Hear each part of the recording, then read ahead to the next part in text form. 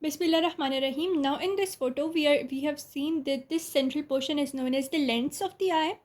It is connected to the ciliary body by means of these zonular ligaments. Then lens is between the anterior and the posterior portions of the eye. Now we will look at the notes that I've made. First of all, lens is a biconvex transparent structure. It has 15 diopter powers, and it contributes 15 diopters powers to the 58 diopter power of the total eye. Then the lens can change its power, and power of the lens is made in diopters, which is 1 by the focal length in meters. It has anterior and posterior chambers. The line that passes from the anterior to posterior chamber, this line is known as the axis of the lens. Now we have the anterior anterior portion of the lens like this, posterior portion of the lens like this. Posterior portion is more convex.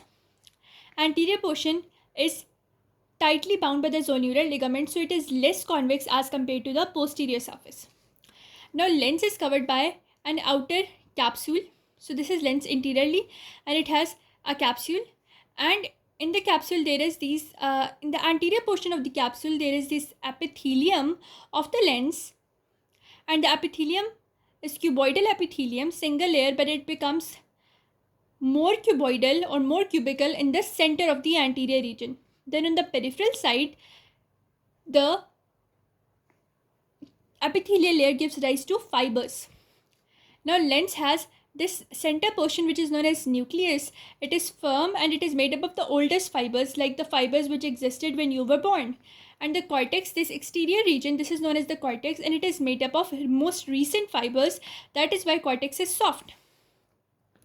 Now as I told you that the ciliary body is there, and lens is connected to the ciliary body by means of the suspensory ligaments or zonules of Zinn. They keep the lens tensed and keep its anterior surface flattened. Mainly they are attached to the anterior surface or to the equator of the lens, onto the lens, but when they are attached to the ciliary body, they are mainly attached to ciliary processes. Mainly if they are ciliary processes, their zonular fibers are attached to ciliary processes, the furrows between the ciliary processes, and then to the ora serrata.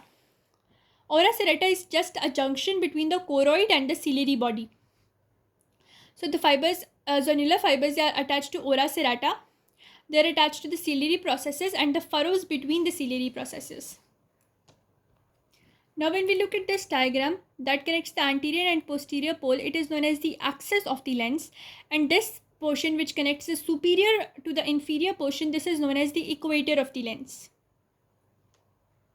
Now with increasing it, what happens is that the lens fibers, they become cataracted. What is cataract? Cataract is like all the lens fibers that we studied, they start to become conjugated, as a result of which they become opaque, due to which there is loss of the vision or there is cataract formation. Now the central artery of the retina, which we talk about, it is also known as end artery. So in this diagram we talked about the central artery of the retina, which divided into a superior and an inferior artery, and a middle artery which was the macular artery, which supplied the macula lutea. So the lens is mainly supplied by this central retinal artery.